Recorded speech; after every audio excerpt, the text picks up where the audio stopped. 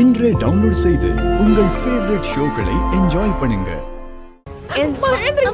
வா மீனாட்சி, வா வெளியே கூட்டிட்டு போறீங்க. மீனாட்சி,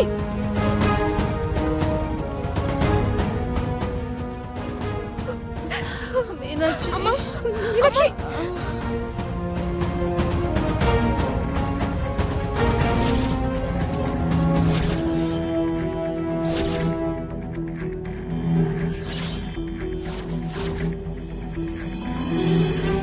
தாலி இவ கழுத்துல இருந்தா தானடா அவ உனக்கு பொண்டாட்டி. இது அவ கழுத்துல இருக்க கூடாதுடா.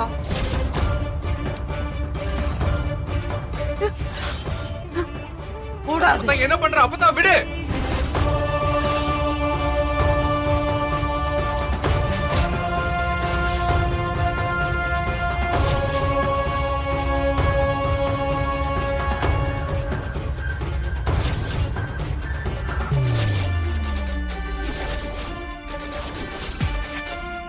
என்ன இது தப்புமா?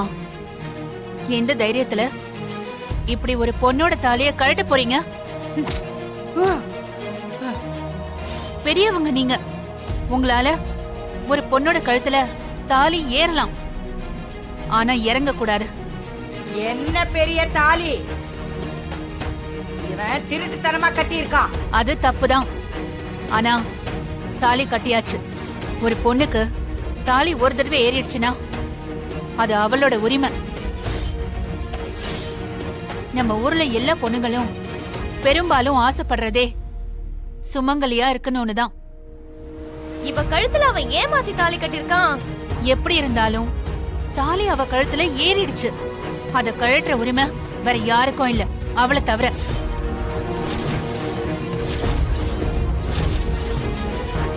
என்ன பேசிட்டு இருக்கீங்க நீங்க? என் தம்பி கிட்ட இருந்து தட்டி பறிச்சு அவன் கட்டியிருக்கான். அதுக்கு கட்டின தாலிய கழட்ட சொல்லுவீங்களா? ஒரு தடவை தான் ஒரு பொண்ணு கழுத்துல தாலி ஏறணும். ஒரு பொண்ணுக்கு பாதுகாப்பே அந்த தாலி தான்.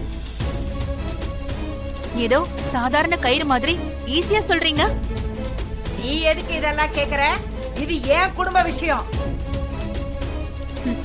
ஒரு பொண்ணோட தாலிய பறிக்கிறது பொது விஷயம்தான்.